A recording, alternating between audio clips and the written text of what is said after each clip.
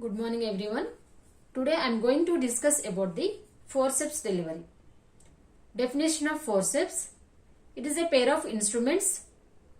It is useful for the delivery of the baby head during the second stage of labor. Okay, this is the forceps. Okay, it is a pair of instrument. And before locking the forceps, okay, it should be like this. Okay, right blade and left blade. It is a separate parts will be the right blade and left blade. Okay, right forceps and right one. Okay, why? Because it is a pair of instrument.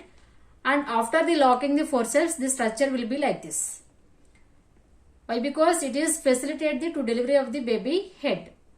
Mostly forceps is a having four main types. Means not types. It is a four main parts it is having. One is the blades. Okay, this part is called as blade, and this is the shank, and this is the handle.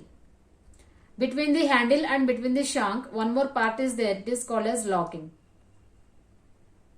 Okay. After locking, it should be like this, and before removing this forceps locking, it should be separated also. Okay, this is the forceps structure. Okay, here also in this picture you see here it is a blades, shank, okay, locking and handle. And two curves also we are having. One is cephalic curve, one is pelvic curve. Okay, this is the outer side it is called as the pelvic curve. Inner side blade is called as the cephalic curve. Why? Because in this cephalic curve, inside of the cephalic curve, the baby head is going to be fixed. That's why it is the cephalic curve. And outer side of the blade, okay, part is called, this is the outer part of the blades. Okay, this part is touching to the maternal side. Okay, mother pelvic cavity it is going to be touched while we are inserting the forceps. Okay, so this pelvic cavity, pelvic curve, this is the pelvic curve. This pelvic curve is touching to the maternal pelvic cavity. That's why it is a pelvic curve. And this cephalic cavity, in this cephalic cavity inside of the blade, that part is called as cephalic cavity. Why? Because inside this part, okay, the fetal head is going to be placed. That's why it is a cephalic cavity. See in this picture, it is a forceps delivery. Okay, so like this we have to keep the forceps inside, and we have to lock that one, and we have to go for the traction. And after baby delivery, okay, you have to remove that, locking and all, and you have to keep separate the forceps also. See, this is also picture. You have to see how they are holding the forceps, okay, and how they are traction the baby head, how they are delivering the baby head. You have to see. Okay, so this is the outer side. Okay, this blade is the outer cephalic curve. Why? Because this part is touching to the maternal pelvic cavity, and inside it is a cephalic curve. Okay, so why? Because between these two blades, 9 centimeters gap will be there. Between these two blades, the baby head is present. The baby cephalic cavity is present. Okay, that's why it is a cephalic cavity.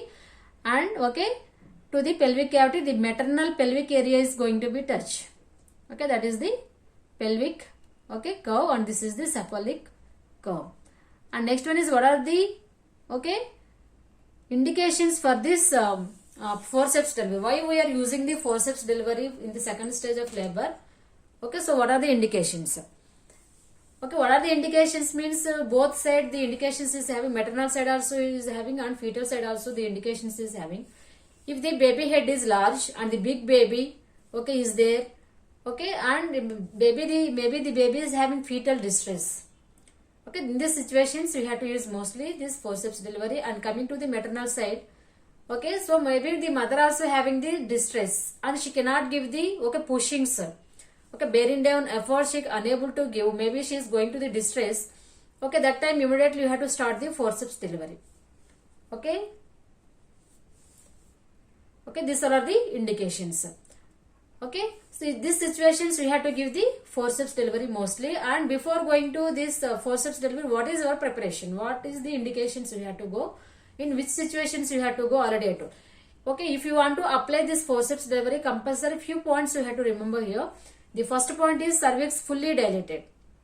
Okay, without cervix dilatation we are unable to keep we are unable to keep this type of forceps inside. Why? Because the cervix must be dilated, at least 6 to 10 centimeters for the delivery. And the membranes also should be ruptured. and there is a leakage of the amniotic fluid, means already this stage of labor is started. And next one is the fetal head should be engaged.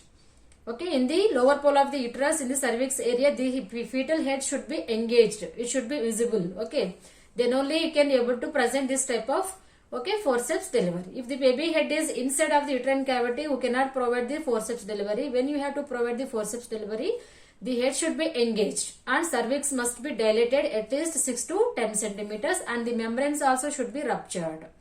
Okay, and one more thing you have to remember, the fetal positioning also you have to see. Okay, malpositions also is there. No, other than head, any part is coming, it is called as the malpositions or malpresentations. Okay, mostly for forceps delivery you have to use vertex presentation. Okay, for the head only you have to use this type of forceps delivery. If other than head, any another part is ready to deliver, you have to think.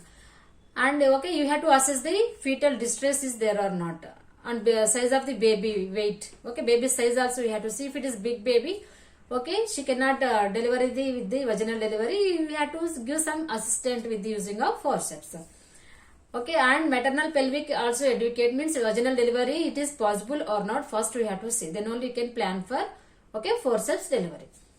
Okay, and before starting this procedure also you have to give some anesthesia, mild anesthesia to the mother also. Why? Because we are keeping inside and the mother should be empty her bladder and bowel also. Okay, this point compulsory you have to remember while you want to go for the forceps delivery. See this picture. Okay, if you are planning for this forceps delivery, you want to use in the second stage of labor, the maternal distress is there and the fetal distress and the baby head is stuck in the vaginal cavity and head should be engaged. Okay, in these situations, if you want to save the mother and baby health, compulsory you have to use the forceps. Okay, for this step 1, you have to explain the procedure to the patient and family members. We are using this forceps delivery, and you have to keep the position of the mother. It is a lithotomy position, and you have to clean the pelvic perineal area with the antiseptic solutions. And you have to wear the gloves, some precautions also you have to maintain, and you have to give this some anesthesia also. It should be spinal or any general anesthesia you have to select and you can give according to orders. Okay, and you have to plan for inserting the forceps. Okay, this is the position of the mother. Okay, no need to expose over body parts, and which part is necessary you have to expose that part only. And this is the process of inserting the forceps inside. Okay, the baby head should be engaged. Okay, in the cervix, and cervix must be dilated. Okay, and membranes also should be ruptured. That situation only you have to insert the forceps. Okay, in the second step, first step preparation of the mother, second step, with your right hand you have to hold the left blade, and with your left hand you have to hold the right blade, and slowly first with the right hand blade you have to insert into the cervix, and after that another blade also you have to insert into the vaginal canal. Okay, this is the first blade and this is the second blade. One by one you have to insert very carefully. While inserting also you have to give some support to the blade. Under with your palm support only you have to insert the blade. Why? Because maybe leads to some rupture of the membranes and maybe leads to injuries to the baby head and pelvic cavity also. You have to assist. Okay, this is the third step. After inserting the two blades, you have to go for the locking of the blades. Okay, here you have to lock the blades. Okay, you have to keep together two blades. Okay, but in this place this is the blades. No, inside of the blades the baby head should be present, and you have to see baby positioning also, comfortable also you have to see. Then only you have to lock the this forceps correctly. You have to lock the forceps. Locking process also is it is there. You have to see and you have to lock. And after third step locking, and you have to traction the baby head. With right hand you have to traction the baby head, and with left hand you have to give support to the baby head down in the pelvic area. You have to give the support with one hand, left hand. And another right hand you have to hold the forceps like this, and you have to slowly traction the baby head. When you have to go for traction the baby head, if the mother is giving bearing down efforts, at the same time you have to traction the baby head. After delivery of the baby head, you have to remove the left blade and right blade, and you have to remove the locking, and you have to give for the sterilization and all. This is the forceps delivery. I hope you all are understand about my topic. Okay, if you are not understand, please send me okay message through comment. If you like my video, please subscribe my channel. Thank you so much.